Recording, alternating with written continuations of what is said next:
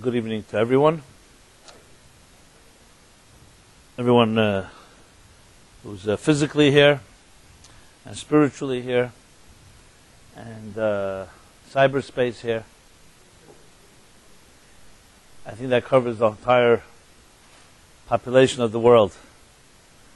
Because spiritually speaking, it doesn't take up spirituality, soul does not take up time or space. So I guess you can say all souls are everywhere all the time. The question is whether we're conscious of it or not.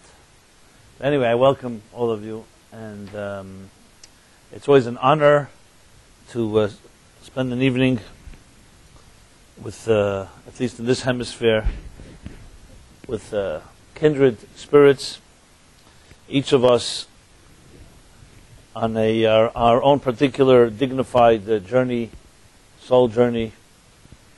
And I call it dignified because whether you're at the leg of a journey, whether the leg of the present journey is a happy one or a painful one or something in between, the mere fact that the soul continues its traveling is itself a sign of dignity. And I think it's one of the fundamental ingredients and elements missing in our own societies and education systems and institutions, environments. The respect for, absolute respect for the dignity of a person's life and journey. One of the things you don't hear a lot about, in the Kabbalah they call dignity Malchut. It's the 10th of the last, it's the last of the 10 spheres. Or, if you're familiar with the book 49, Counting of the Omer, which I just re-released. And I want to thank all those that helped dedicate and to republish this book, a new design, fresh design by the original designer. So if you follow this book, which begins the second night of Passover, so the last week, the 7th week, is the focus on Malchut, on dignity. And dignity is a very particular type of characteristic. On one hand, it's invisible, but on the other hand, without it, in a sense, you could have all the qualities and virtues, be brilliant, be emotionally evolved, have all the gifts of life, but if you don't have the dignity to appreciate it, and you constantly feel demoralized by the violation of your dignity, then all our gifts almost are rendered worthless because you can't appreciate it and cannot fully take advantage of it. So, in that spirit, as I said, it's always an honor to spend time in that sense. So if nothing else, what we can do for each other is validate and affirm the dignity of our lives and the dignity of our journey. No matter what, as I said, no matter what shape or form that journey takes, it's your unique journey, and it's God that put you here on this earth, and by the mere virtue of your birth, like I often say, birth is God saying you matter. By mere virtue that you exist here, the Torah's revolutionary approach to this is that we're not here by accident, you were put here, which means you were chosen to be here at this time, in this place. And that if there is a more powerful message than that, I don't know of one. That is the ultimate dignity, to know that you are not an accident, you're not negligible, you were chosen to be here now in this time, this place, this generation, and you have something indispensable to contribute that no one but you can contribute. So from my point of view, that's always an honor to be able to spend time with indispensable souls like yourselves. And I hope that also means I'm also one of those indispensable ones. So it goes both ways. And if we were all able to carry such a message to the world out there, to our own sphere of influence and our circle of friends and the people we associate with, I think the world would be a little different if this was the primary energy that we would be projecting. Unfortunately, many of us are in the defense mode, where we're busy protecting our turf and protecting our dignity, and have to fight demons within and without that are constantly assaulting our psyches And when you expend so much energy just defending and protecting and developing all these defense mechanisms, obviously that energy, that time, is not being used toward the offense. So I like to believe that I've dedicated my life, and I hope all of you can do the same, to spend more time on offense than on defense. And maybe the best offense is defense. I'm sorry, best defense is offense. Pardon. Which is maybe in baseball or football, better defense wins a better offense. But in life, the best defense is offense, because then you're focusing on spreading light and bringing power into this world. And it's interesting that King Solomon actually puts it this way. He says that the power of light over darkness is a natural power. Even though darkness can sometimes overwhelm us, but remember, it's not like fire and water. When you bring fire and water close to each other, they are true adversarial forces, equal forces, and each of them has the power to destroy the other. Enough water can extinguish the greatest fire, and enough fire can evaporate the greatest bodies of water. When it comes to light and dark, on the other hand, a little light, a little light in the darkest room may not be able to illuminate the entire room, but the area where that light enters doesn't have to go to battle with the darkness. It naturally dispels darkness. So then in that sense, think of it as a hopeful message. Then darkness in our lives, all it really is the absence of light. It's not a force of its own. Don't get me wrong, the absence of light and that vacuum can be a very powerful and destructive entity.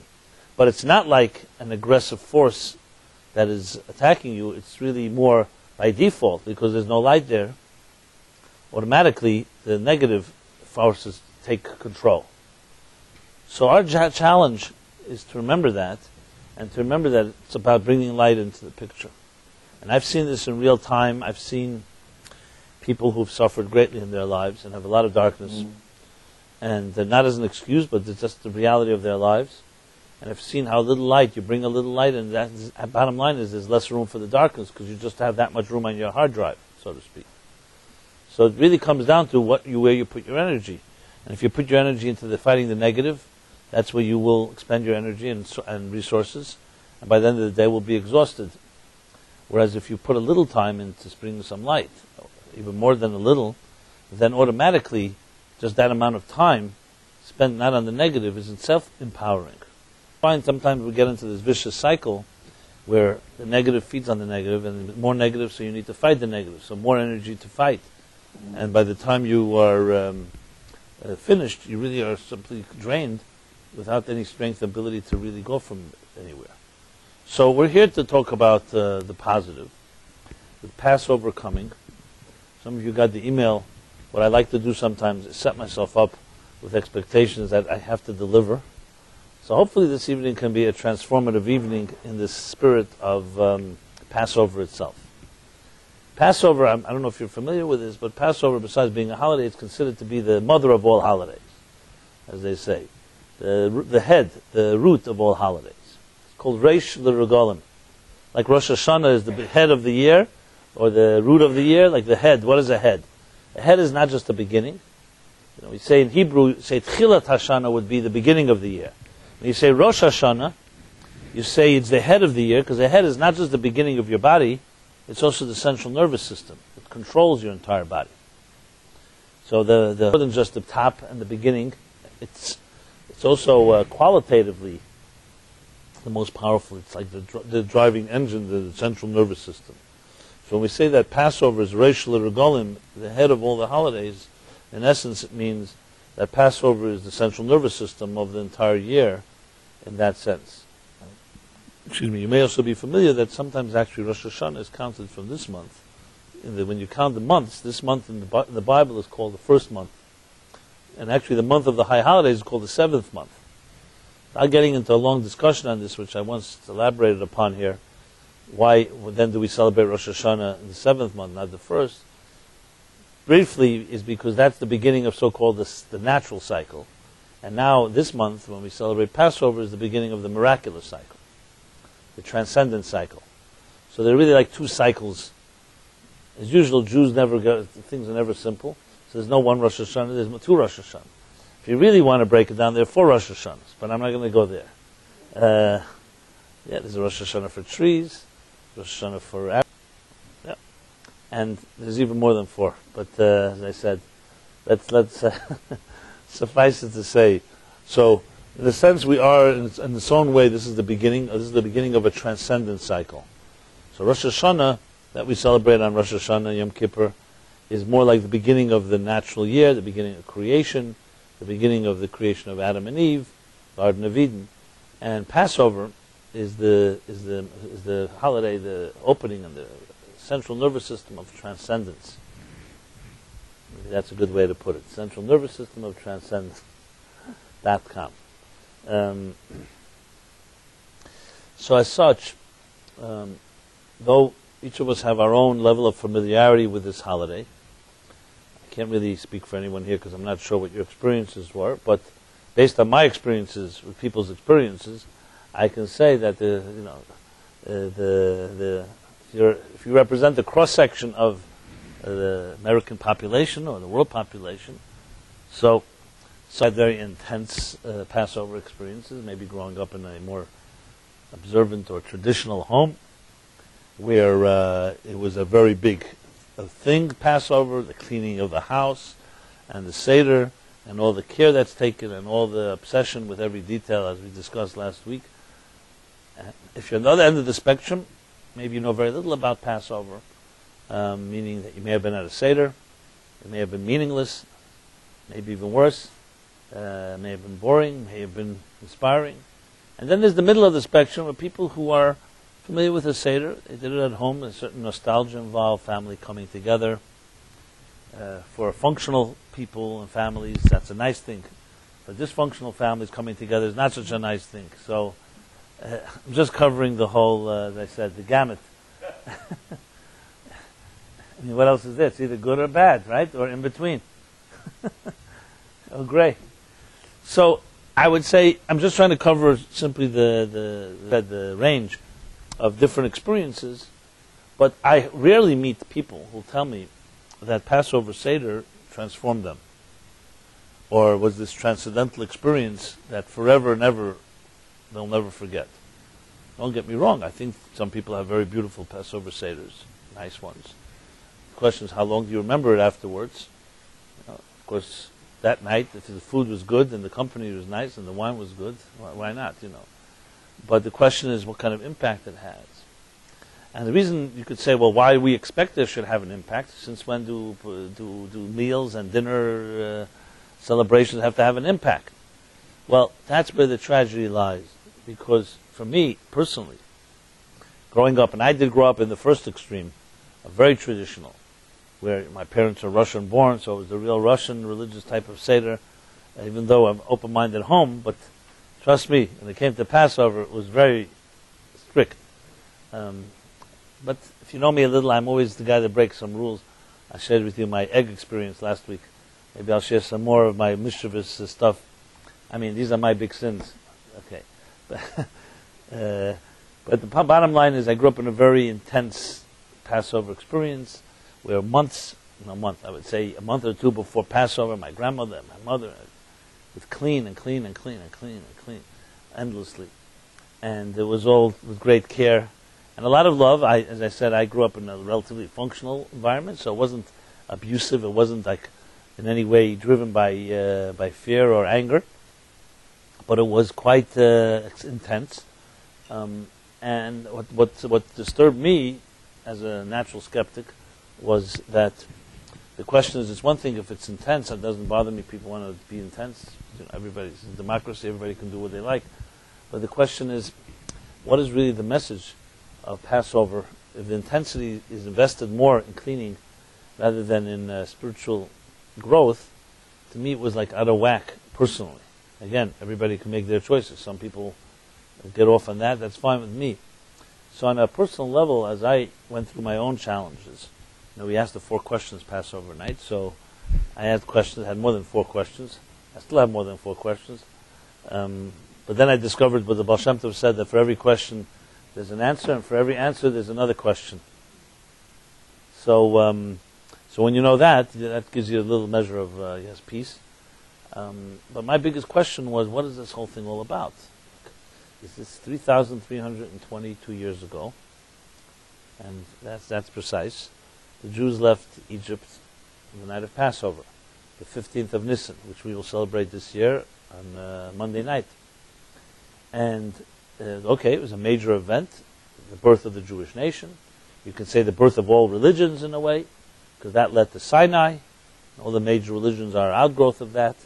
The Exodus of Egypt has many, many lessons, and many powerful lessons about freedom, about oppression, about racism, about so many different ideas.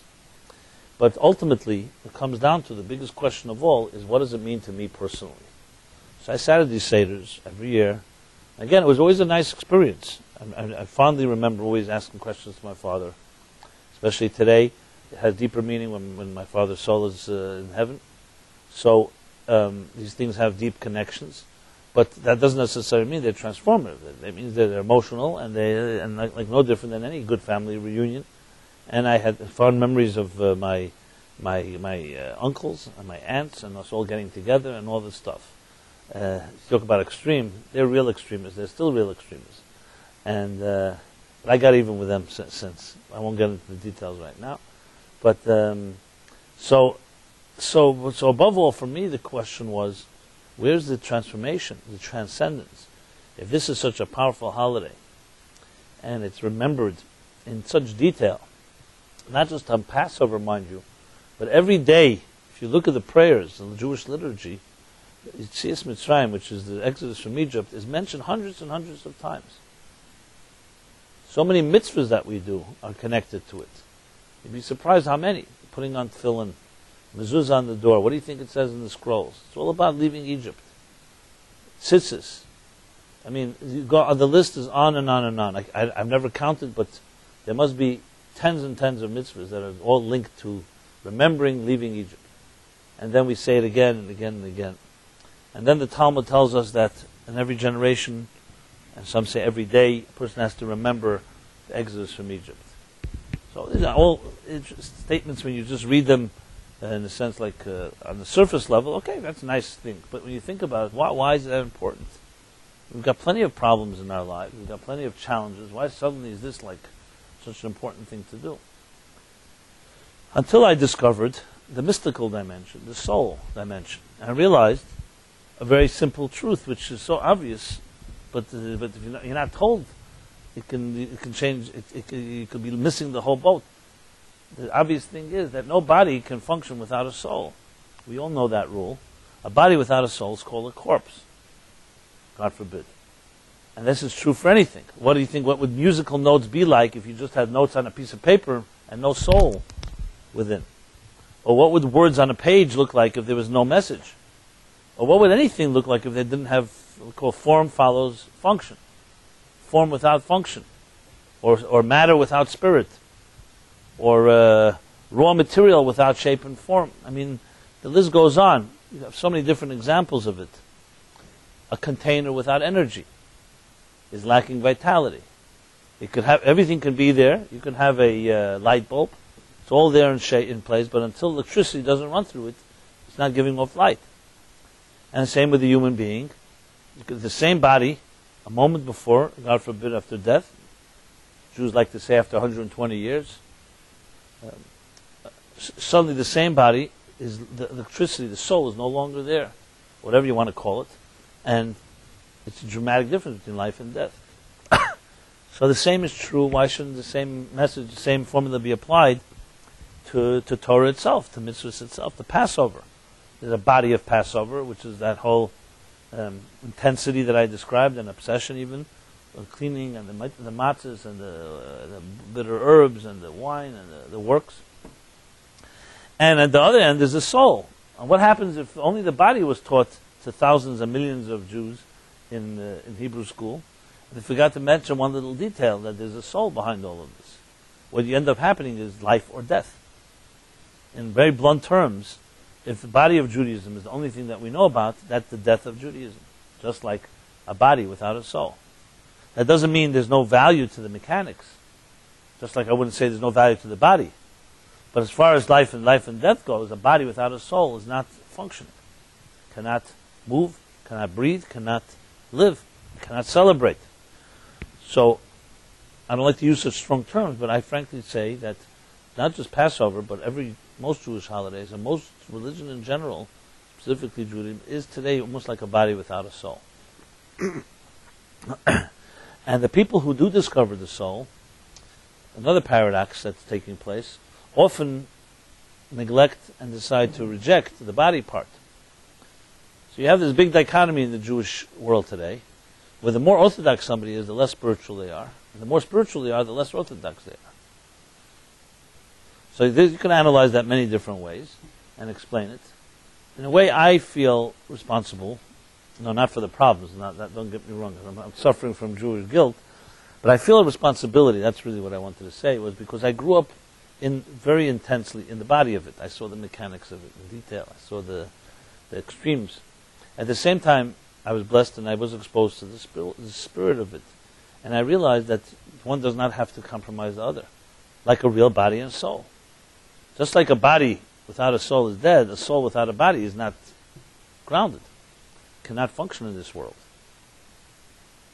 I'm not getting into whether if you have to choose one or the other, what would you choose? Why can we have both?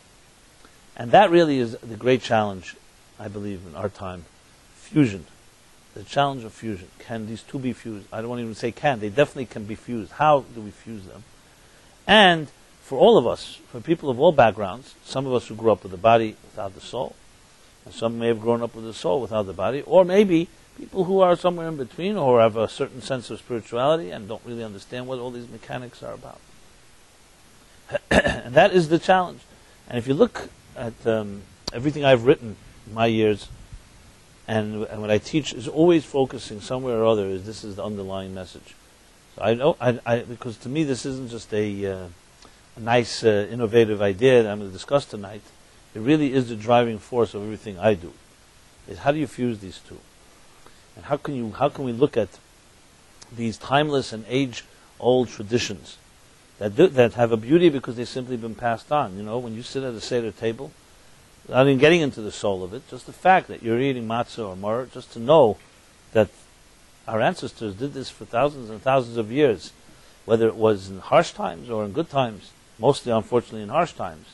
And that even in the Holocaust, when it was Passover night, the Jews tried to get somewhere some semblance of a matzah or whatever it was. When you think about it, that itself is awesome. Is that a spiritual experience? Yeah, maybe when you connect the generations in that way, that has a certain soulfulness to it. Is it enough to empower us in our regular lives? That's another story. So even that alone has a power, but imagine if you could actually look at these timeless traditions and turn them into real techniques that can open up spiritual channels within us and really change our lives. I would submit that if we could do that, we'd save a lot of money on therapy and a lot of money on medication, and a lot of money that we're spending, as I said earlier, fighting demons. Because you have here timeless tools.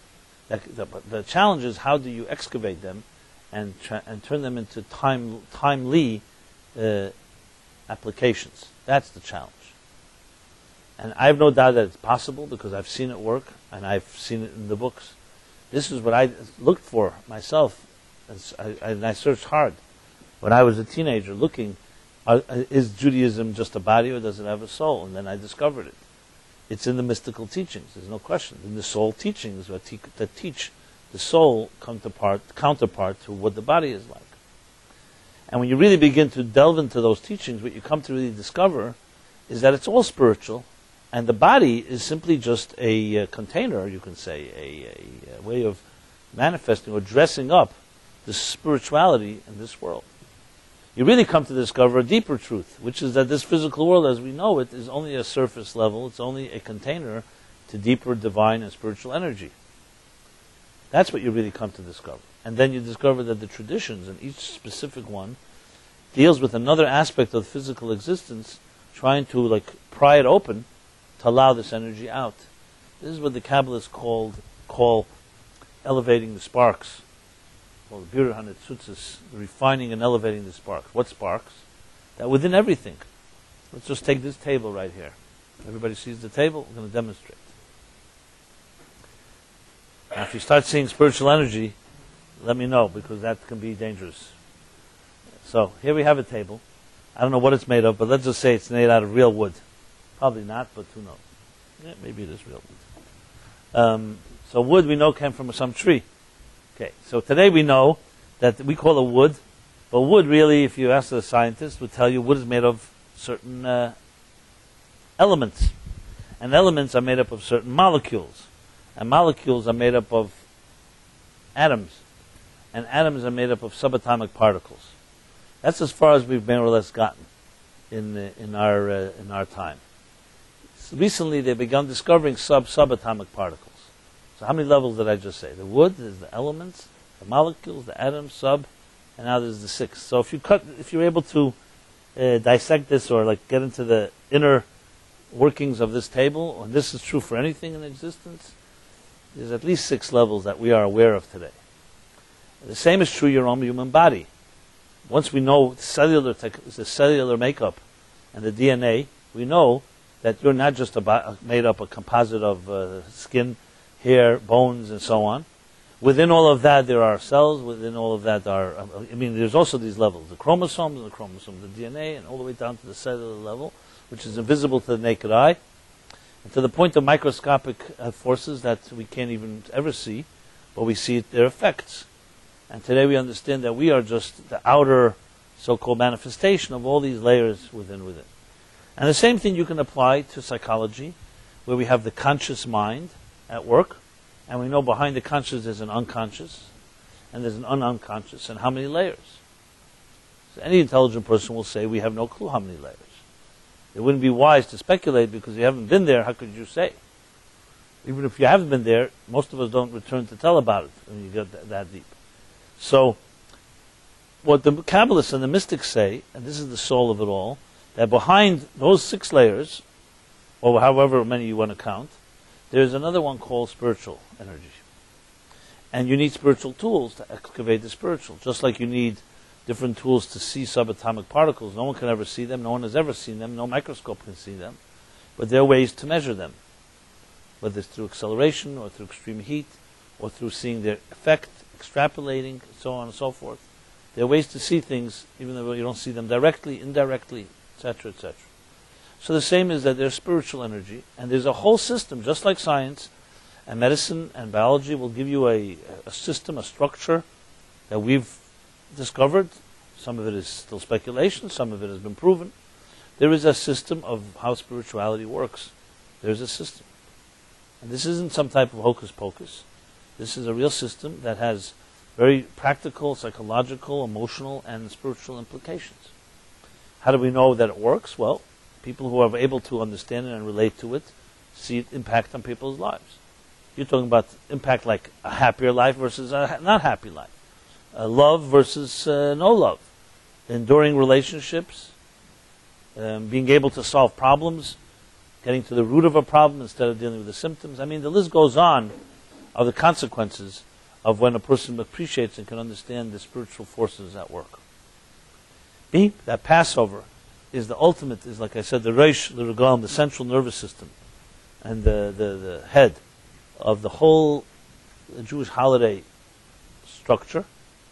You have to say that Passover in a way is like is the engine room, and that if you're able to understand Passover in its true soulful spiritual context, in a way you are learning how you work and how I work. What is our internal engineering that shapes us and makes us who we are? Now the fascinating part of this is, if you really think about it, let me just use it as an example.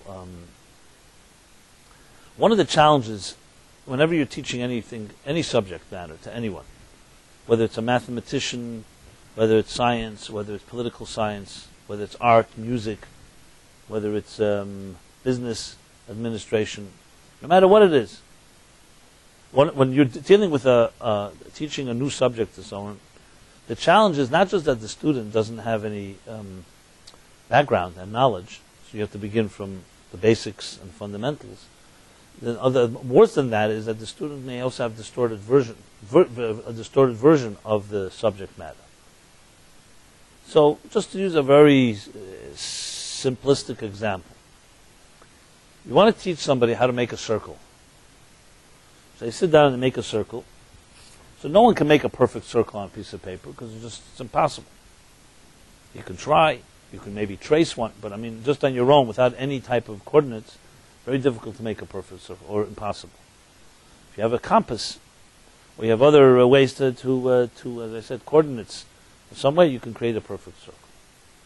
But if you want to show someone what a perfect, so someone draws a circle on paper, and then you want to show them how close or how off they are, so then you take a perfect circle and you juxtapose the two, and you show them, here's what you drew and here's what it's really a perfect one.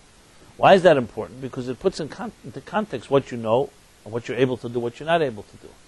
So even beginner students of art or music will be shown and taught what the great masters achieved.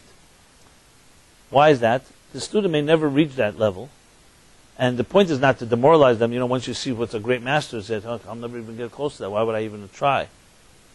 Or like reading the classic writers and authors when you're just a beginner student. But why is it important? Because it's important to give context, to give a backdrop.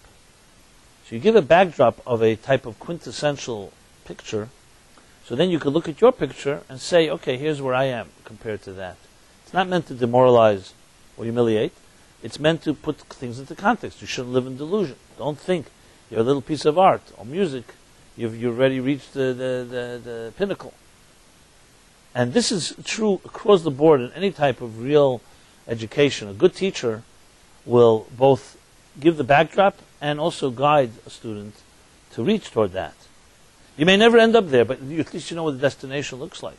At least you know what expectation, like what would be, maybe I wouldn't call it perfection, there's no such thing as absolute perfection, but what have the greatest achieved? And just like we know the records for marathon runners or high-speed runners, short sprints and so on, you know what is the maximum that human beings have reached. So that gives you a sense of something that you could be aspiring to. Now, all that I mentioned here is these are more like physical stuff, but spiritually and psychologically it's definitely the case. Where do we learn how to love and how to relate to human beings? What is our backdrop? Let's put it that way. It's our parents, first and foremost. And then it's our educators. And the people, the adults in our early formative years, for good or for bad. They are your backdrops.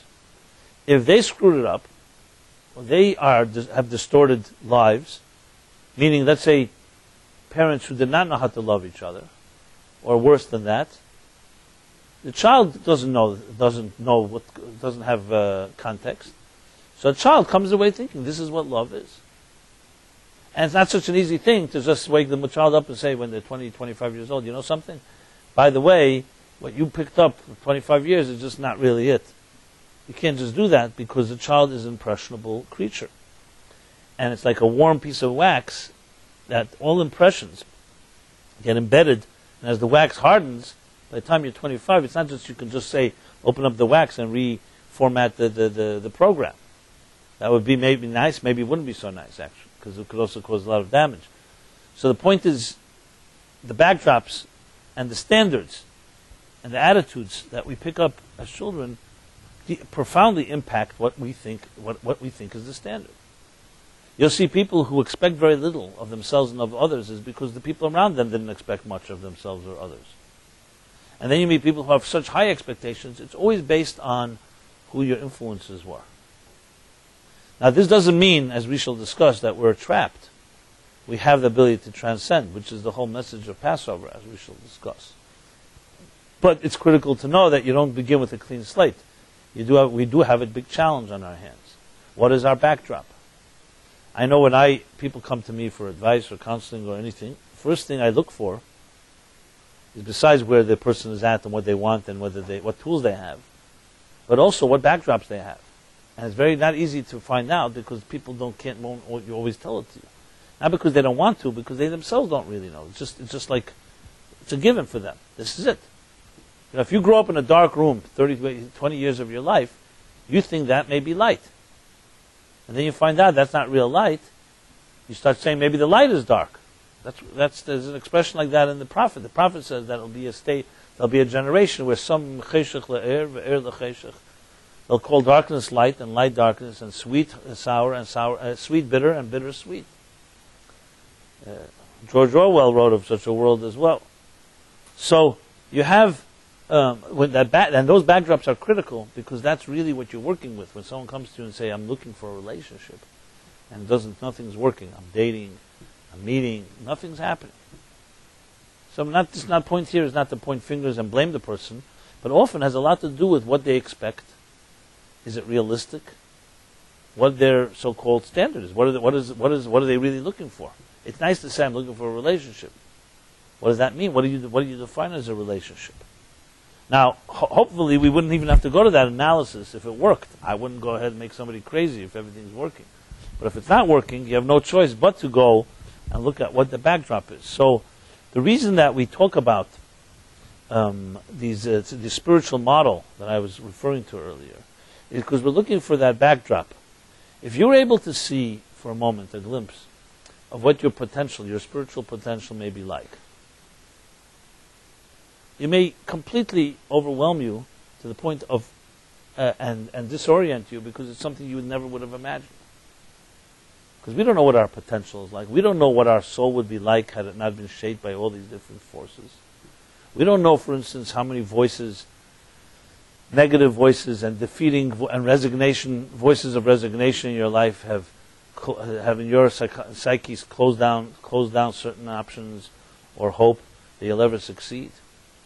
These things are so dormant that we may not even know. Often, when we're in our formative years and people around us have failed at certain things and have ceased to try and always put down anyone that tries something new, these have deep impact on us. We automatically, knee-jerk reaction would be, I'm not going to try something new. And you may not even know you're doing it. You just won't even go there because in your life, that's what happened. The people around you didn't have courage. And the point I'm making in saying all this is not in any way, God forbid, to be negative or to criticize anyone. It's just we have to be brutally honest if we're going to discuss any type of growth. So with that in mind, and if Passover being a resource of unbelievable amount of spiritual energy, and specifically in the area called transcendence, which I'll explain in a moment, then we have before us in a few days coming, a day, we could say it's 8 days, but it starts on Monday night, especially at the Seder nights, but throughout this Passover, a new door will open for all of us that allows you to revisit and reconnect to a template that perhaps you have not seen ever in your life before. And that's our challenge. Can we open ourselves up to that? Because as soon as you bring in your old template, then no matter what Passover has to offer, you immediately are channeling it into on your terms. It would be, let's say, you're waiting for a miracle and God sends you Elijah the prophet, which comes to the homes on Passover night. And this new person enters your home, and it's an answer to all your prayers. This person is here to bring you a message, to bring you news, to bring you something, some big epiphany. And instead of you listening, you just start talking to this person and preaching to them and telling them about your whole life, because you have a new guy, a new person to talk to, and an hour passes in 2 and 3. So what happens is you've taken the new energy that's entered your life. Instead of it giving you something, you forced it to come on your terms instead of waiting for it to give you something. This happens all the time. I've seen it many, many times. It can be quite sad. It can be quite comical even, because it's what you've been waiting for. But because you're so used to being in control, or I would say some people who are obsessed with control, it's usually because they're out of control, so they have to impose control. You're so busy with imposing control that something fresh air coming in, you don't let it come in, or you let it come in, but it's on your terms, so it loses its whole impact. The point that it was here was to bring you something that you don't have. I mean, This has not happened once in my life, but more than once. I'm sure it's happened to you as well. Someone comes to you for advice, and it's a sensitive subject or something, and then you say, you listen, and you listen closely, and then you give them a piece of advice. And then they start arguing with you. They say, well, you probably didn't hear what I said, so they go over again. And you stand by your advice.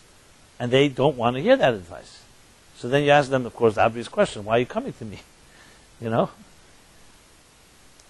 you realize, and if you're experienced, you realize it even beforehand, you realize they don't really want to hear your advice. And there's a voice in them somewhere they are looking for an answer.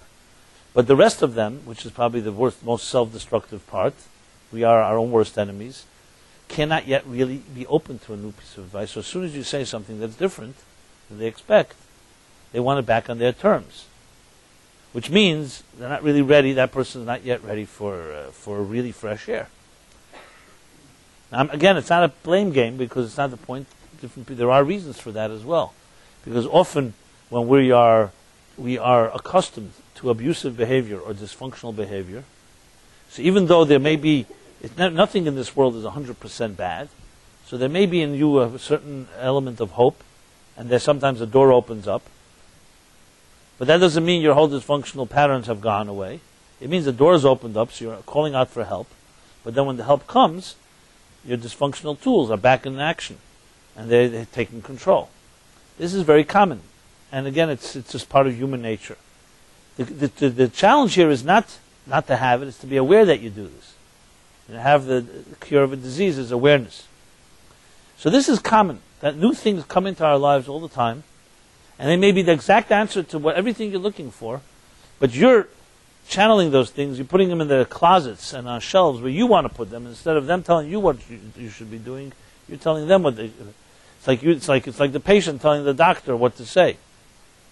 Or the other way around, the doctor telling you, I'll tell you when you need a second opinion, type of thing. So, the first key thing to know is that whatever Passover has to offer, and it has plenty to offer, as I said, real transformation, the key is you have to be open to receiving it, to hearing it. Because if you don't, then it's like a lost opportunity. Like a whole new energy being given to you and dissipates. And this is the first reason that most great experiences don't really take hold.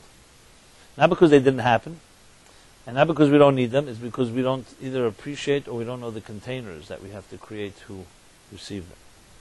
So, we've said we're going to talk about 3 transformative lessons of Passover. I specifically didn't state what those 3 are. I was experimenting to see whether that's a good way to do it or not. And so the 3 we're going to talk about, and they are absolutely transformative if you use them to the fullest, are 3 traditions that we actually do on Passover, well, more than once. But before I get to the 3, I want to just talk about this message of transcendence. Transcendence is a very big word. It's used often. Literally means to transcend, means to rise above. Instead of ascend, which is to go up, transcend means like to go beyond or something like that. It's not the exact dictionary translation, but the idea of it. Transcend. So when you tell somebody, for example, someone insults you, you say, transcend it, don't let it bother you, type of thing. Don't let it get to you. That's a very simple use of the term. On a deeper level, spiritual transcendence is experiencing something that's beyond the monotony and routine of daily life. A transcendental experience, a transcendent experience. Whereas the opposite of that would be something that you're immersed in and consumed with all the time that keeps you trapped. We call Passover means to pass over. So the word comes from a word Pesach, which means to leap over. Actually, Pesach is to jump or to leap. It refers to a verse in the Bible, in the book of Exodus, where God passed over the homes of the Jews when he struck the firstborn. But the word remains Passover. Passover in simple English is transcendence, to transcend, to pass over something. What are we passing over? We're passing over the other extreme, which is the traps and inhibitions and limits and constraints that keep us confined. And that's the Hebrew word. If Pesach, Passover, means to transcend, The Hebrew word for confines is Mitzrayim. The word for Egypt comes from the root Meitzar. Mitzrayim is like the plural of Meitzar. Meitzar means a boundary, but it could also mean a confine. It could mean a limit.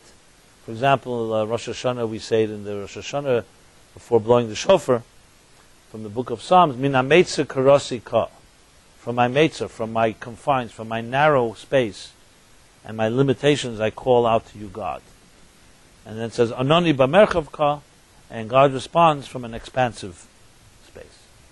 So we all have those moments, or maybe more than moments, where we feel trapped, inhibited. This can be fear, insecurity, anything that traps you. So you have the two poles here. You have the confines, the Meitzar, the Mitzrayim, and you have the Pesach, the Yitzias Mitzrayim, the transcendence from it. The first trap that we have to avoid here is not to turn this into historical. Even though it's absolutely a historical event that happened, as I said, 3,322 years ago, and has many, many implications. But if you want to personalize it, you have to think in terms of it happening right now. So this Monday night, on Passover night, when we do the Seder and Passover begins, this is the energy that's entering into your life, to your home, into your space, to your soul. The power to transcend any trap that you may be in. Now, it sounds great, and you think, okay, as I said earlier, Passover night comes, we should just be able to be free. Why aren't we then? Because as I said earlier, a new energy can come into your life. That doesn't mean you're ready for it. Because there's no, in this sense, there is no miracle where God is going to take you out and change your nature. Your background, your past, your history, your baggage is there Monday night too. You're not coming in Monday night with a clean slate, as I said. You are who you are. So the biggest Mitzrayim of all, interestingly, is yourself and your perceptions and your attitudes and your own limits. Even including the one that, at the same time that you're looking for fresh air, also doesn't want fresh air. Or let's put it this way, wants it on your terms. So that's why it's so complicated. So it's one thing if Mitzrayim was just outside oppressors like the Egyptians or other fascists. So then we pray to God that He should take us out of Egypt, to take us out of Golos, take us out of prison. And it's a simple thing. That type of prison is relatively easy to be freed from. Well, I'm not saying relatively. I mean, relatively, it's still a prison. Don't get me wrong. It's in many ways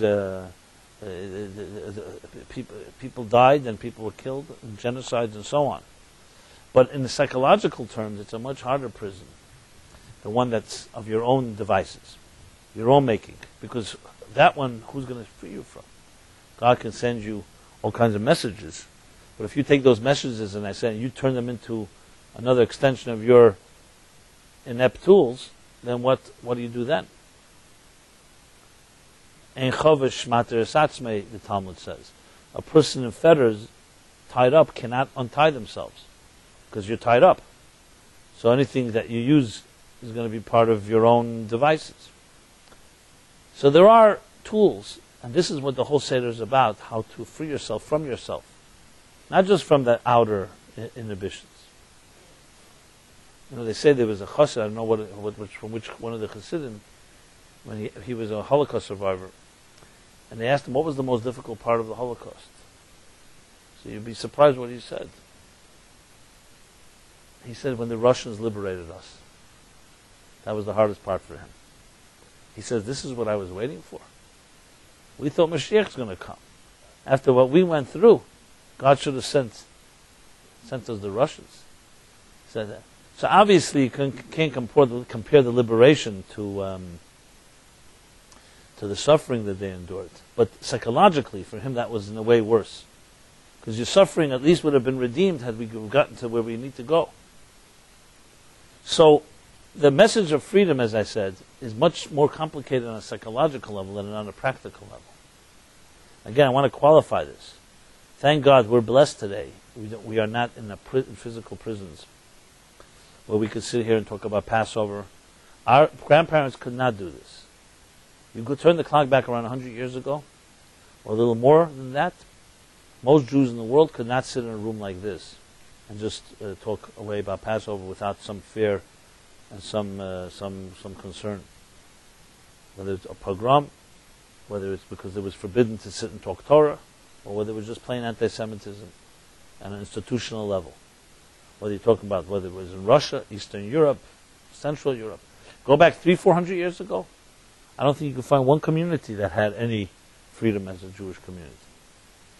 So oddly and paradoxically, ironically, you can say, that they had the outer enemy was very clear. They were in real prisons. But strangely, because they were so oppressed from outside, internally, they were very, very free.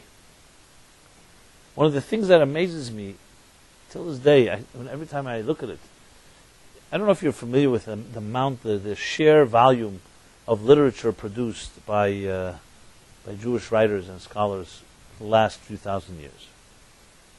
I mean, you're talking about, in every generation, thousands and thousands of writers and sages.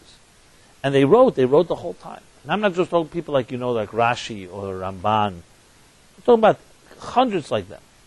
And they wrote pages, thousands and hundreds of thousands of pages. Till this day, most of it is still in manuscript. That's how much they've written. A lot was lost, burned. They say the Vatican City Library has the largest Jewish library, and most of it is off limits. They have many of these manuscripts. They don't even reveal what they have. And when you read all these pages, I haven't read them all. Obviously, it's impossible for any one person to read them all. But I've read a lot. And nowhere, not one page do you find, in most of the major commentators, any reference to the suffering that they endured while they were writing those documents. Look at Rashi. Rashi is maybe the greatest commentator of them all. Wrote a full commentary on the Bible, on the Talmud, on Medrash.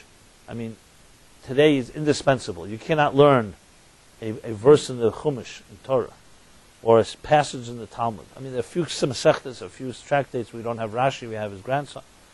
But it was lost or he never finished writing. But and he was living in Worms, in France, Germany, in the Middle Ages, 10th, 11th century.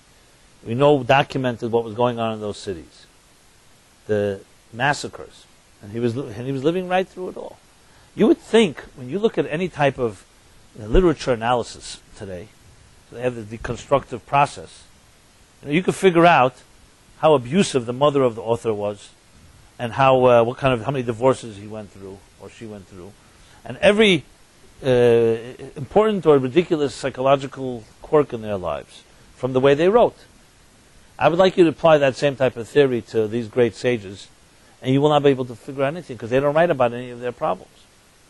So you have to come to one or two conclusions. Either they were insane, completely oblivious to what was going on outside.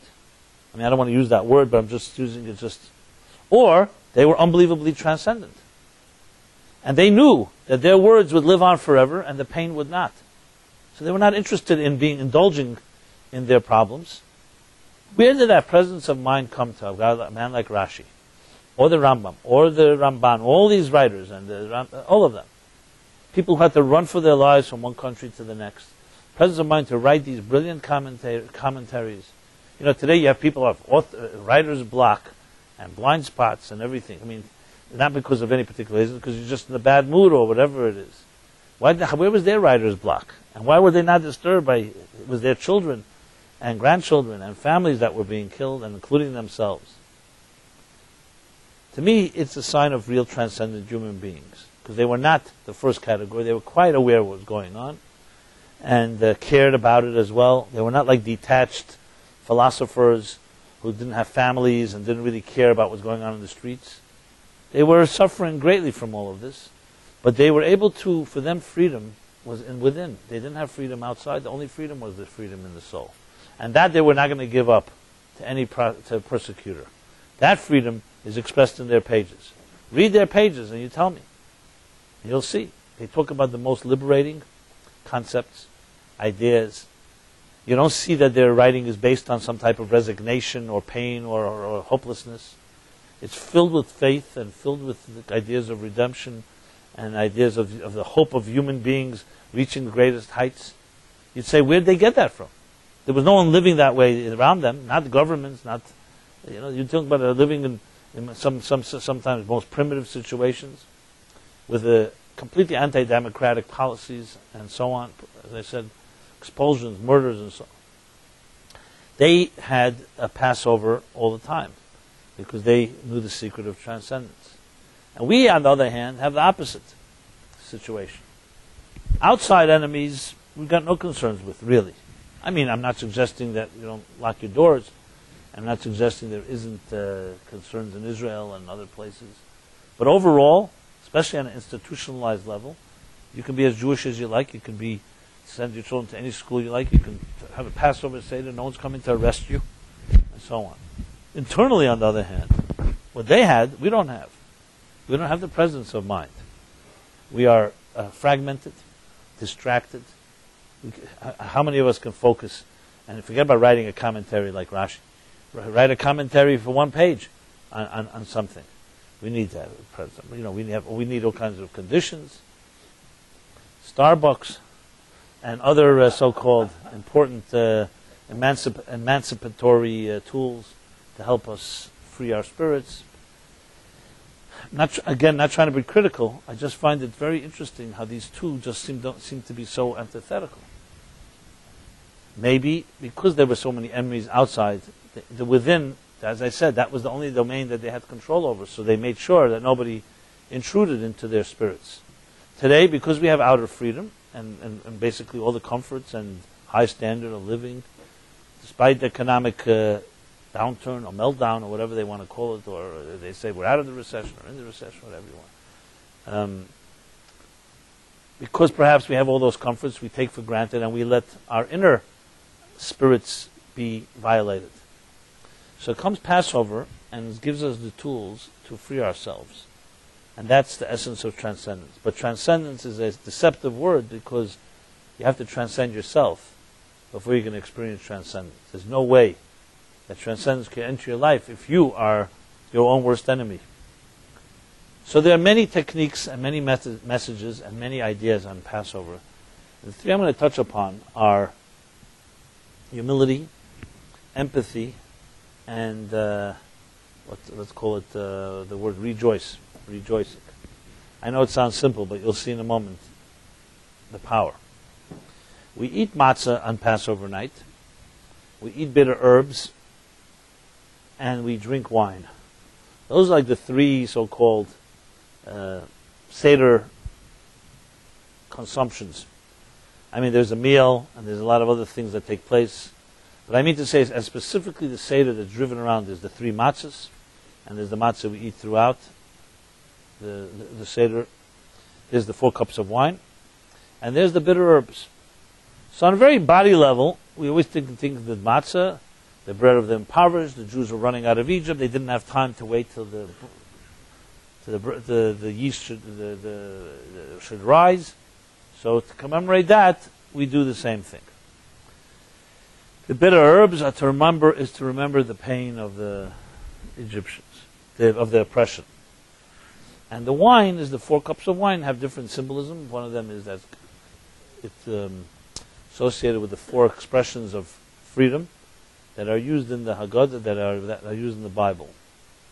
There's other messages in the 4 cups, 4 stages, and so on. Previous years, I discussed at length the mosaic of the Seder, the 15 steps soul of the Seder. We actually have a CD here, which is an excellent resource to walk through those steps. I also discussed the 4 questions, discussed the 4 cups of wine, discussed the Seder plate, which is like the 10 spheres. If any of you want more information on any of this, if you email me or my office, I'll be happy to send you. It's great companion materials for a personalized Seder. So I'm not going to go through any of that here, because that I've already discussed. But I will, as I said, focus on the 3 things, in the most personal possible way and most transcendent way. And they are 3 best-kept secrets in a way, and something that all of us are able to implement. So, as I said, on a basic level, I just explained the purpose of these three things. But if you think about it, on a basic level, it all seems a little weird, and not only weird, as I said earlier, almost like childish in a way. What exactly does this mean? The Jews are running out of Egypt. They didn't have time to wait for the bread to rise because they had to run. That, this becomes like a major event. Who really cares, frankly? So they were rushing. We have to remember it and what they ate. And come on, God did a lot of miracles in this time. What do you make a big thing? So he could have said to them, wait a few more minutes, wait till the bread rises. 210 years. They spent in Mitzrayim 210 years. So it's one thing. So suddenly there's, what's the rush? I'm not saying they should spend more time in that God's forsaken place. But, 18 minutes, it could have waited another 5 minutes, 10 minutes. How long does it take to rise? So 210 years, and suddenly we got to get out of here this second,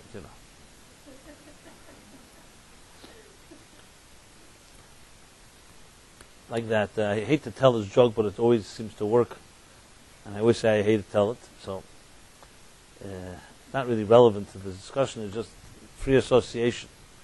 In a group with this couple, after 80 years of being married, come to the rabbi. One of them is 105.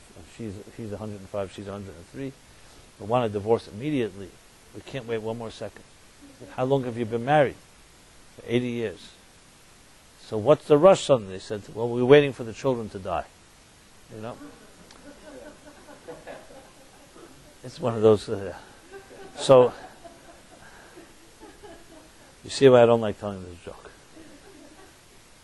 This was their hope. That's what they were waiting for. You understand?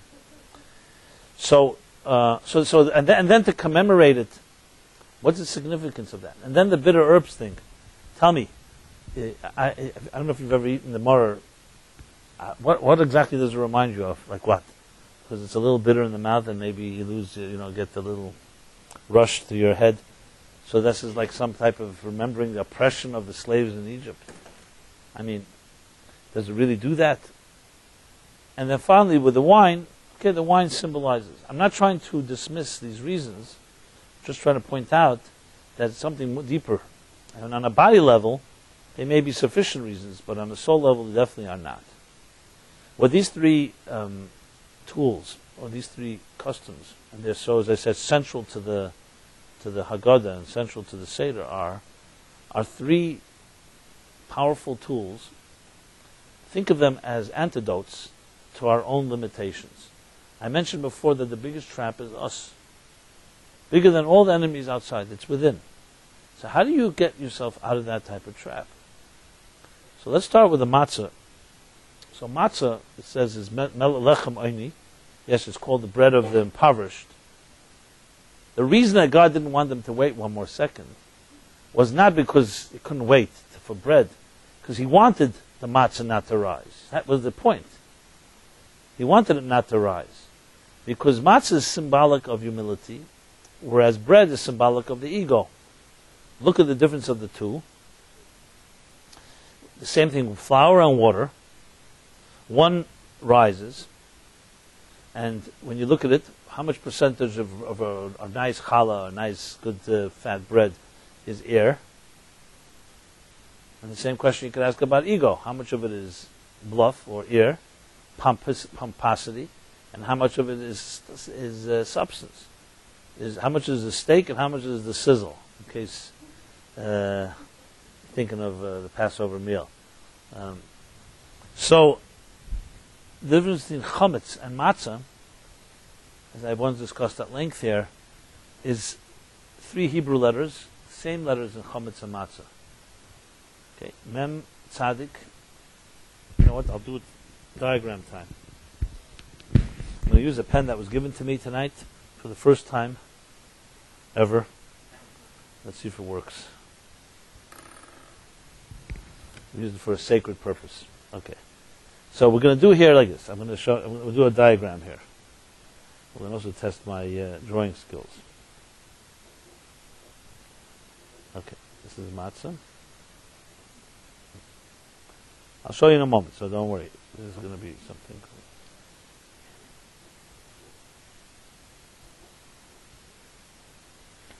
Hope everybody can see this. Is this seeable by everybody? No, because the other side of the paper has got an image, right? Okay. Well, I don't have a.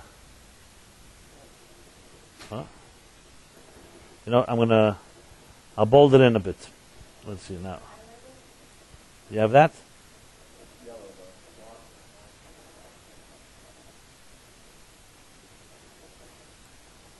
Hey, it's running out of ink. No, we're doing it right. Okay, let's see if this works. You know what? I need something to. Can you see that? The back of my sweat. So here we go. This is the Hebrew letters. Okay, everybody can see? Mem, Tzadik, Hey, Ches, Mem, Tzadik. So these two letters are the same. And these two letters are the same. Got it? So two of the three letters in Chometz and Matzah are exactly the same. 1 second. Now we're going to... the only difference is these two letters. The Ches.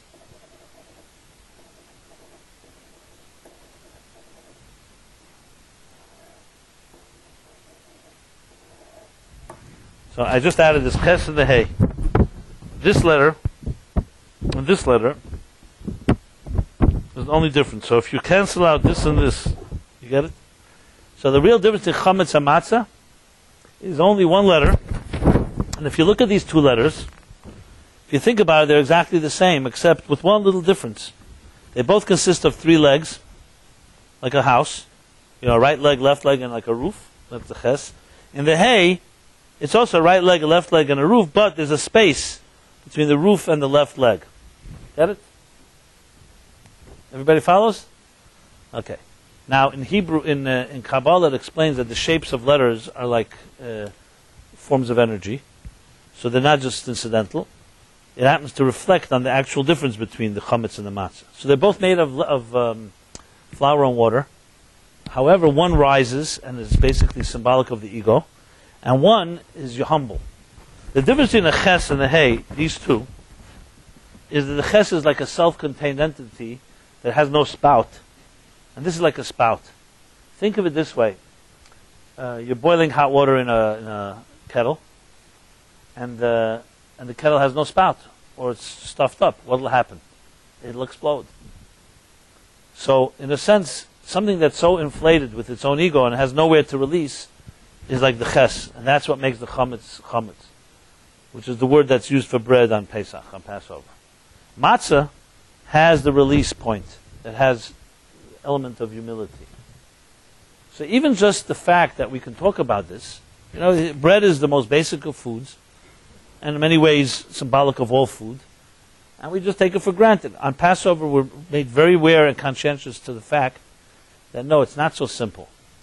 In the food, in the bread that you're going to eat, demonstrate that you have a spout, you have an opening. An opening. That's the key to humility.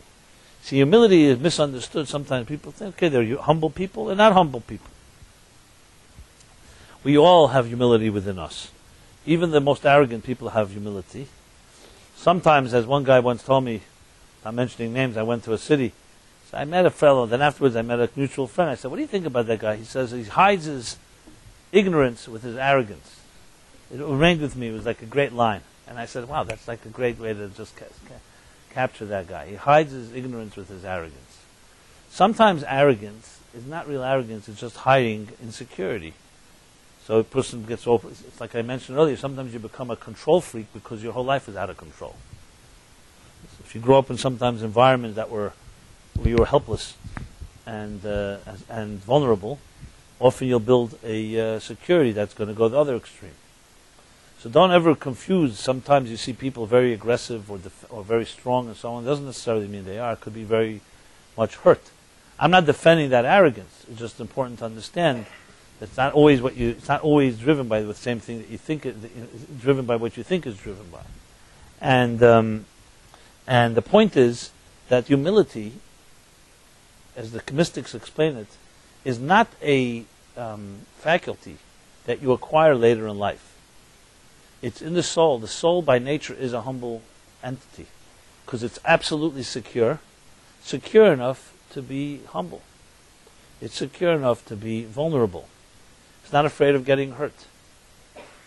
See, in this world, humility isn't always rewarded. People who are humble are sometimes seen as weak, where in truth humility is the ultimate strength. So what does it mean, the context of transcendence that we're discussing here?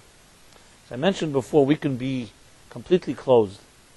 So even if there's a transcendent energy coming into our lives, but our baggage is so heavy, and our past is so intense, so how can we change that? What are we supposed to do? So Passover says one message here. I use the word humility, just have a door that's open, like the hay.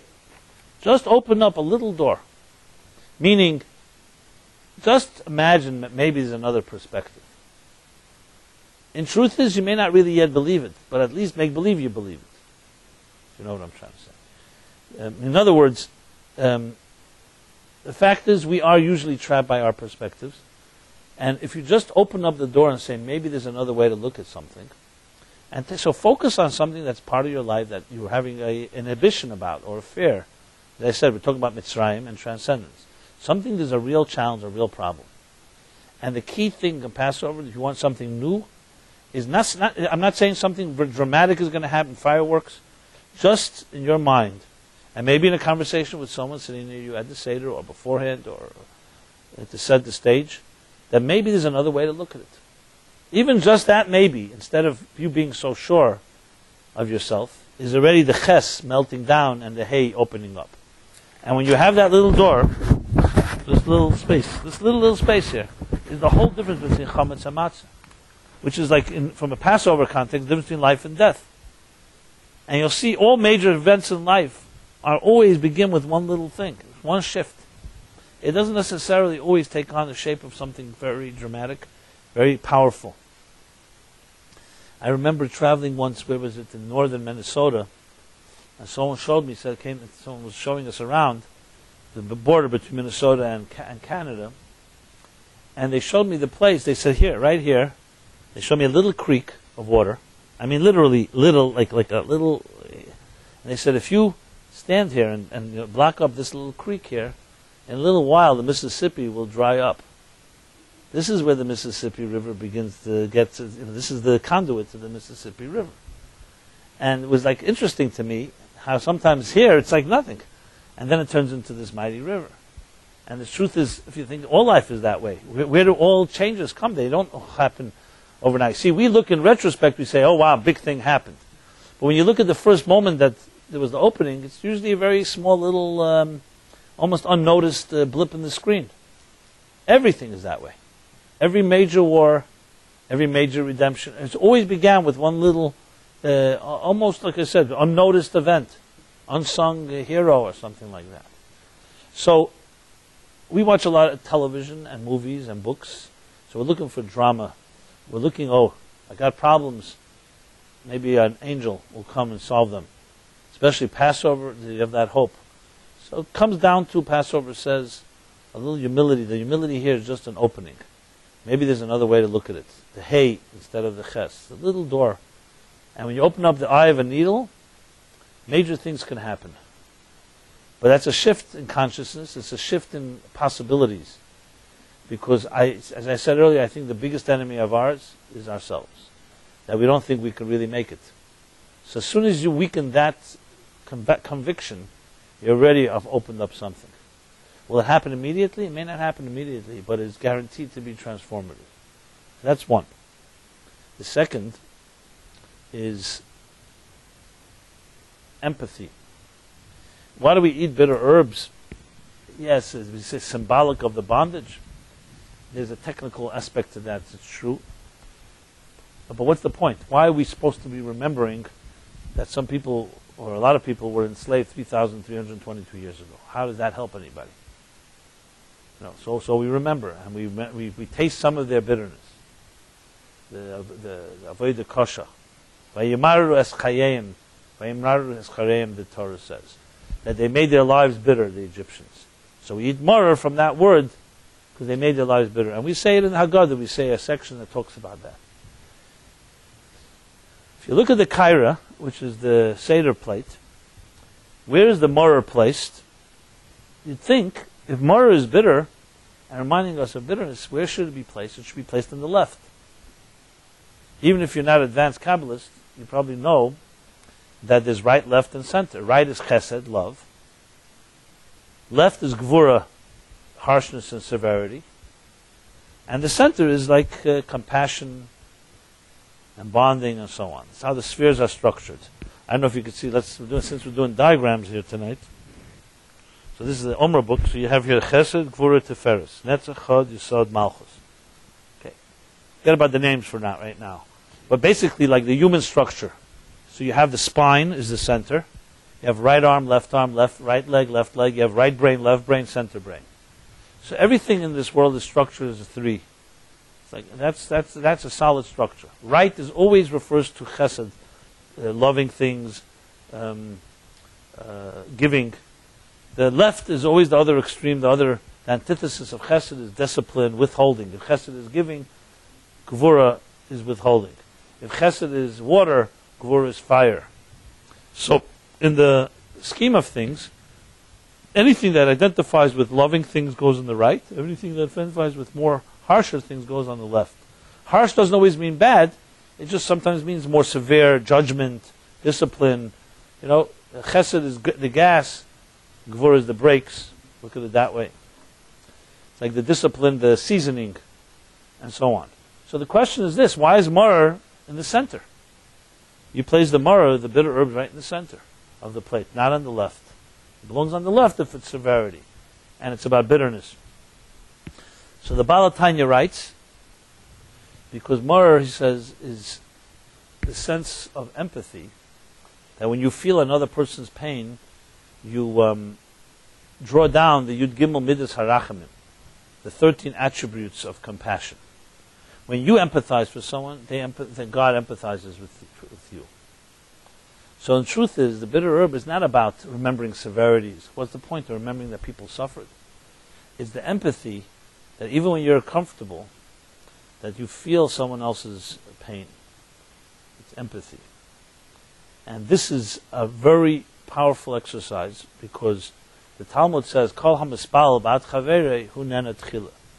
Anyone who prays for another person in the time of need, hu nena tchila, you will be answered first. Which is like interesting. You're praying for someone else, let's say, God forbid, that needs health.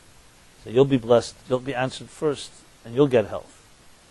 And the question is asked, can you do this like a gimmick and say, you know what, instead of praying for myself, I'll pray for somebody else. That's another story. That's already, maybe that may not work exactly. But maybe it does work. If it's sincere, it works. But it's an interesting statement. What does that mean? Why does it work that way? I mean, is it a reward? It's like, since you were sensitive to someone, God will be sensitive to you. Or maybe something deeper. Maybe it's about a symbiotic connection that we all have. That when you extend and feel for another, there's maybe a cosmic energy that comes back like a boomerang effect that affects you in turn. You've opened yourself up, so the door is open, so now something comes back to you. Which is deeper than just saying it's a skula, like an award, a reward. We say that when we visit the sick, we take away one. Bikur Chelim is a mitzvah to visit the ill. People who are sick. So it says when you go visit the sick, you take away 1/60th of their illness. So I was a child, I went with my father once to visit someone in a hospital. So I thought I was a smart aleck, so I asked my father, so does that mean if we visit him 60 times, he'll get healed? Doesn't work exactly like that, So what exactly, what does it mean that you take away 60 to the illness? So on a psychological level, it means when a person has hope and sees visitors and guests and people who care about the person, it strengthens their immunity system and weakens the illness. Why a 60th? That's the way they calculate it, but that's the idea. But it also has another element that, in a way, empathy is healing.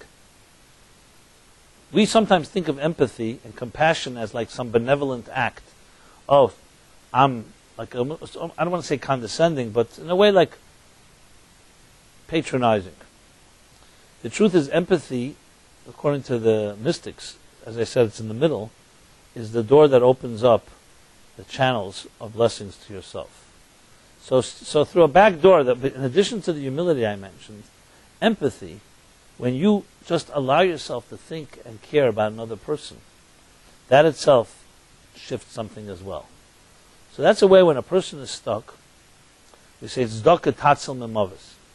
You give charity, it saves us from death.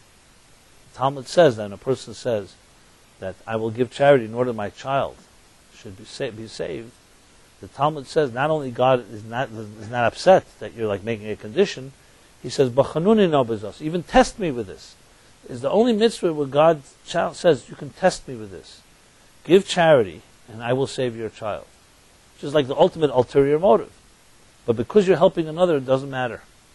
Ulterior motives matter when no one's benefiting except you. But if someone else is benefiting, yes, maybe better to do it without ulterior motive. But bottom line is the other person helps. God says, you reached to someone, you opened up, I will open to you. I don't care what your intentions were. Bottom line is you helped another human being. So what is the meaning of that? Is because you've opened up a door. It almost goes back to that ches and hey. I go back to our blocks. How do you get rid of a block?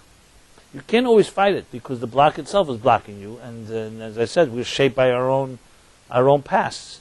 But you can do things that shake it up. One, as I said, just allow another perspective in. Another thing, you can empathize with another person. Why don't we empathize with other people? Because we're self-consumed. We're thinking about ourselves all the time, and we don't have the patience or the mindset, or we're so compassionate with ourselves. We say, listen, I've suffered more than anybody else. Why should I care about anyone else? Look how much I've suffered. Empathy is an unbelievable divine gift. It means that a self-contained, narcissistic human being who can be trapped completely by his or her own needs has the power to empathize with another, to care. Under a chuppah, we break a glass. Even though it's the highest point of a person's life, the joyous wedding. Why would you break a glass? Because of empathy. You remember destruction, that even in your high point of joy, you don't remain a ches, a self-contained human being, completely consumed with your own celebration. Even if it's a great celebration, you always remember there's another person in this world that may have a broken heart. So that's the bitter herb. So if you think of it that way, then eating the matzah and the herb is more than, it's a technique, it's a technical, mechanical act, but it's also a spiritual act. So imagine if you could figure out a way, the Seder, to do both those things. Try to find that way not to do it too corny, or else you may alienate some of the people at the table. But you could probably find ways to do it right. Then comes the third thing, the 4 cups of wine. Wine is considered to be the drink of nobility. Water is a simple drink. Wine is rich and symbolic of energy and vigor and vitality.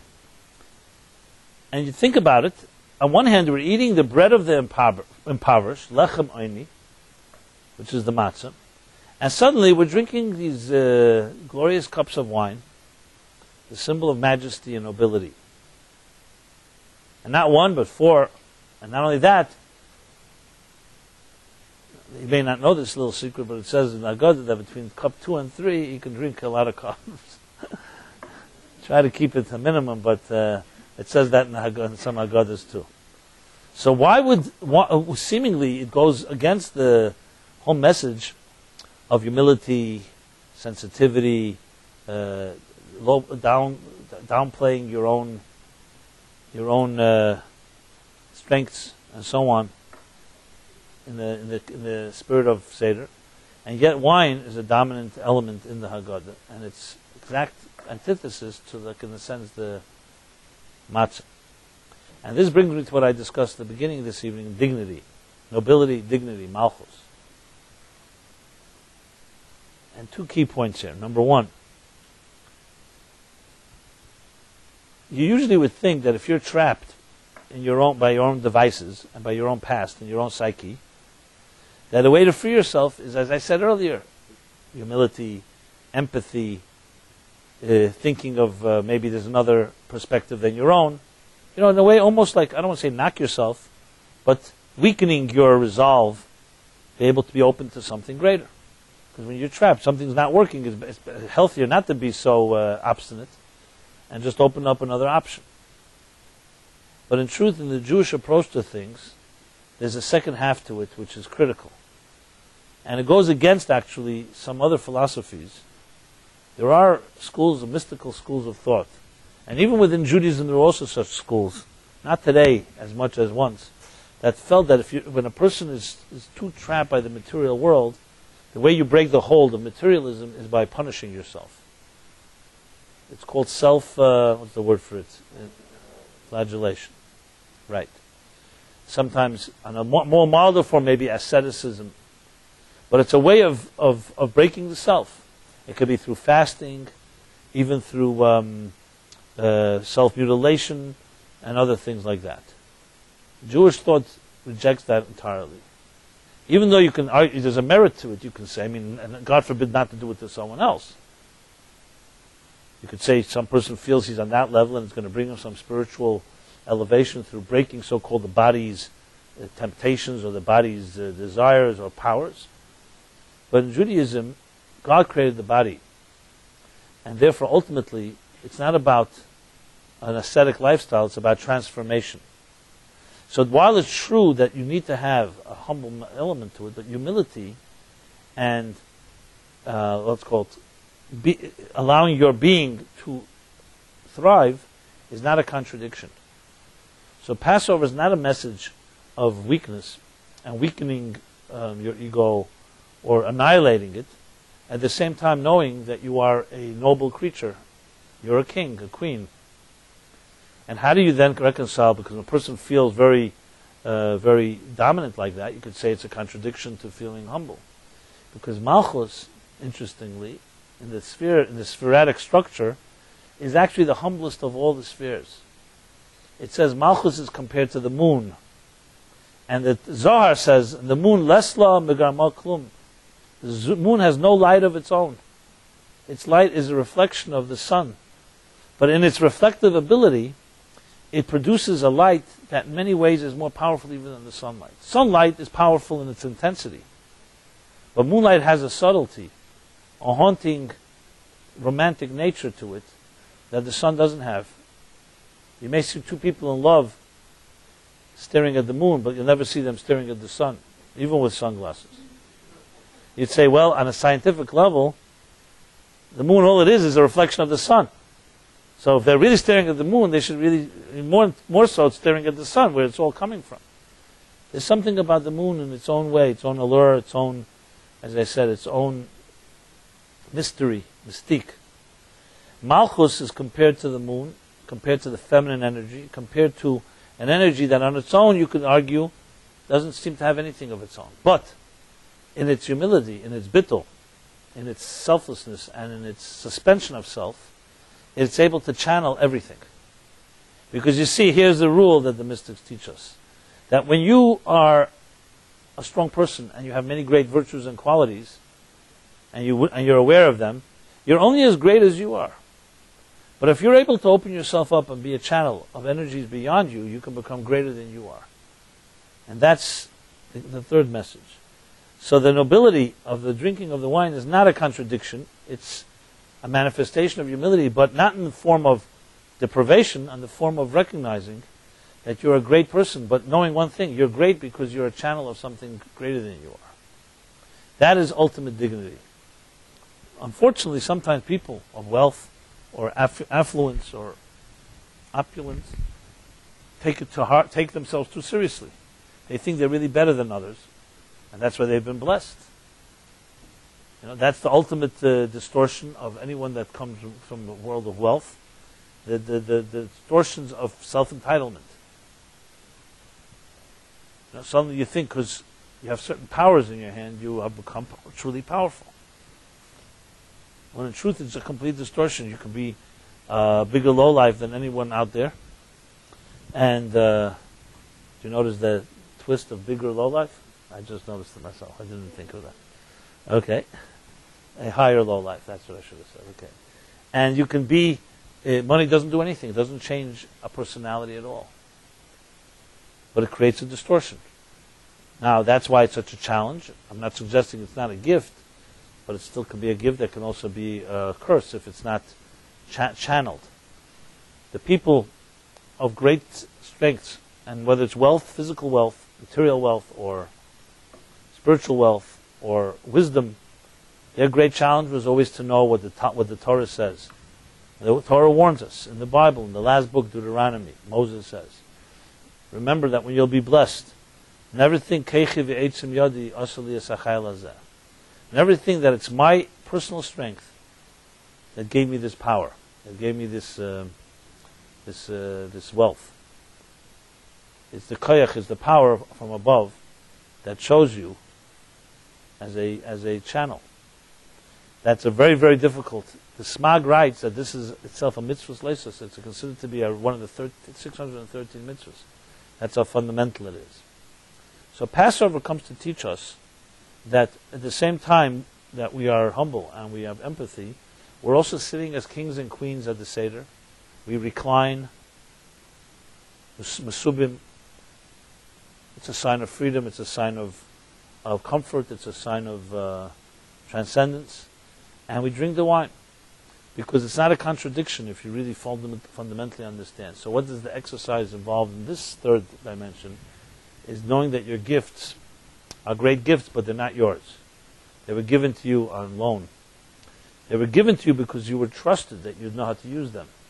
So it's actually a vote of confidence.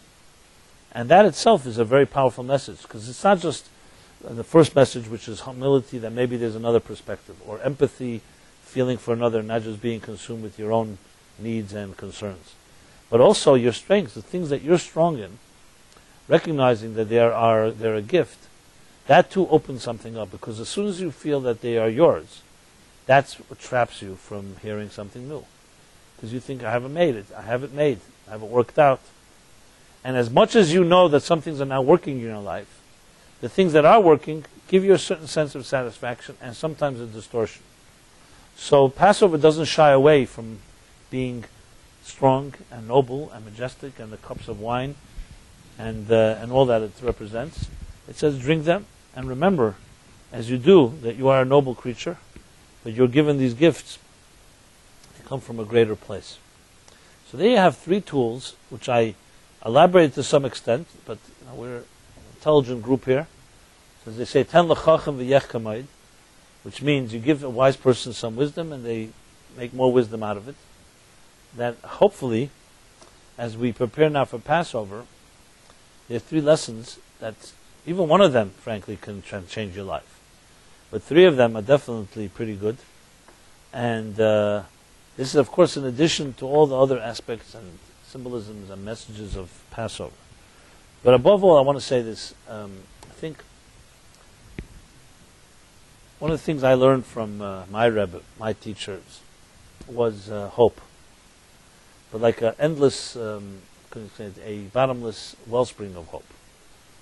When you see people who truly believe in you and in themselves and what is possible, it's very, very, word for it, contagious. It has a profound impact. There are a lot of people who spout slogans and mouth slogans and give you the cliches. And there are a lot of bumper stickers out there, physical ones and other forms. But there are people who actually have that type of connection to the soul, that really believe in the power of a soul. Which means no matter what else happened in life, not because they're naive about the realities of things that break us in this world, and much breaks us. Hemingway wrote, that life breaks all people, and some are stronger in the broken places. However, I don't consider him one of my rabbis or mentors because, for many reasons, but one of them was also he proceeded, after writing that, to not live up to his own statement. I guess he wasn't stronger in broken places.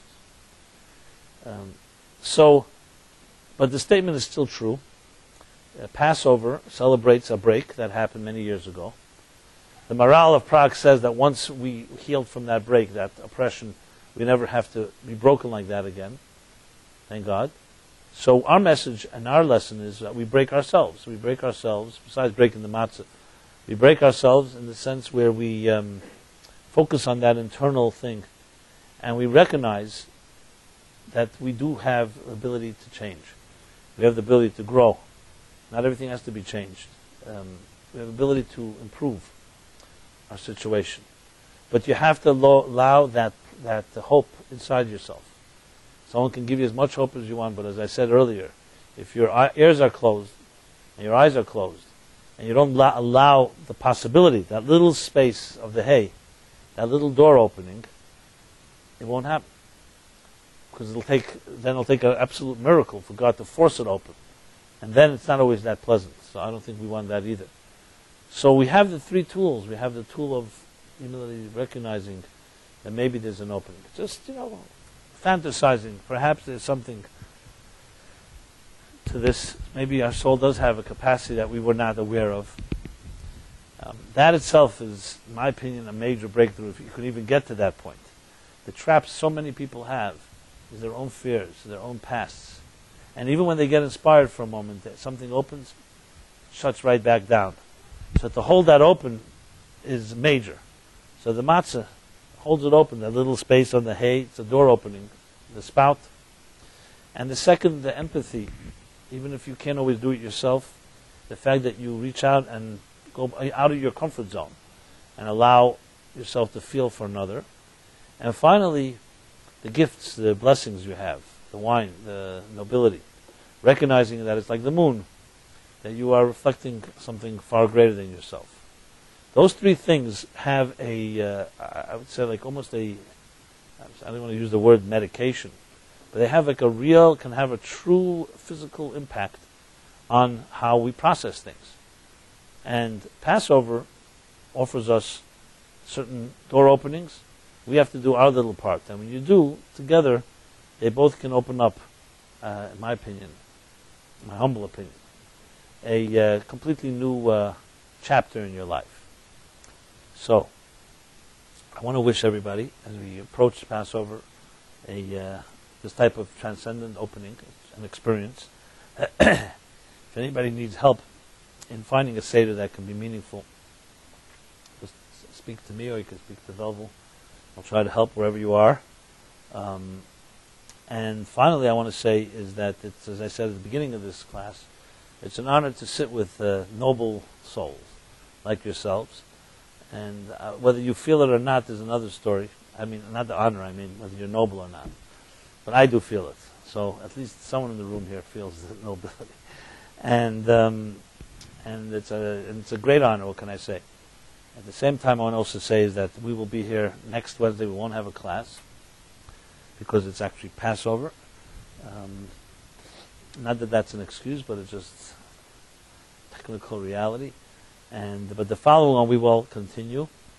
And being that it's also just a week from when we begin the counting of the Omer, so if you guys have not seen this book, this is a pretty interesting book you should look at. If I say so myself. Actually, it's this class where this was conceived, because there were people here years ago, maybe almost over 15 years ago, who came to me and asked me, what are all these mystical significance in the 49 days when you count the Omer? It says chesed of chesed, gvura of chesed, love of love, discipline of love, compassion of love. And to be honest, I really didn't know myself. We all did the lip service thing. So I went back to my so-called scholars, and I asked them, and they also didn't know. So I started saying, okay, how far back don't they know?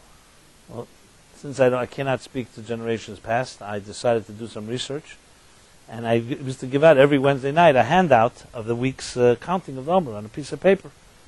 And we would read it together, and the people took it. The next year, a few people asked, can they make copies? They made copies, and it started getting around. So one year, I think a year or two later, a woman was here. She's a designer and an artist. Her name is Ray. And I see her sitting in the corner. We weren't here. We were on Upper West Side. And I see her sketching throughout the class. After the class, she gave me a whole sketch of the class. Not image. She actually took like lines, key lines that she heard, and she turned it into this type of collage of ideas with certain images, very similar to this. And then a day later, 2 days later, she took the handout and she called me and she said, I'm thinking of maybe designing it, and maybe we could do something with it. And she designed it in this shape and form, and I had nothing to do with it except the content. And she presented me a whole prototype, And how could you not do it? And that's it. And then we took it. It was never even meant to be a book. As a matter of fact, I remember one week I was traveling, and the class was Wednesday night, and I was coming back to the Wednesday afternoon on a flight, and I didn't have it ready, so I was on the flight, and then the flight started shaking, and I had to write. I think it was the 5th week, so you'll see they're a little shorter than the others because I was on a plane, and I didn't have the time to write the full-length version. But that's how it got started. I guess that's how some things become custom. Meaning Yisrael Torah. Now everybody does. That's how it became part of it. And to my surprise, it caught on, became a big hit. A lot of people started using it, and what can I say? I mean, maybe I could say I'm the first man in history that made the Omer so popular. I even had Jews and non-Jews. There was a guy that called us a few years ago and asked me if he could start. He got the book like the middle of the 49 days. He asked if he could start counting 49 days in the summer when it's more convenient for him. I said, whatever, Character refinement is good all year round. So there are people who are doing the Omer middle of the winter, middle of the Hanukkah. So be it. Hopefully without the blessing. But so it has this. It's like a 49 character development, and I've only heard beautiful things. So just mentioning it in case you're not aware of it. And I will be doing, actually, should announce this, we'll be announcing it soon by email, a 4-part seminar that's going to take this even further. Do a whole, an online, will be an online seminar. We may even do it live, it depends what the schedule is like, but we're going to do it online for sure. There'll be 4 parts. They're going to focus on these, but also develop it further into our personal lives. So stay tuned for that. And tomorrow night, Philip will give a class when 7 o'clock. And finally, I want to say this class was dedicated by Mark Belinsky. The memory of the Lubavitcher Rebbe's birthday, which is on Yud Aleph Nisan, March 26th, tomorrow. And also memory of Michael Cohen, on March 23rd, 2002, 10th of Nisan, dedicated by his loving children, Matthew, Corey, and Adam.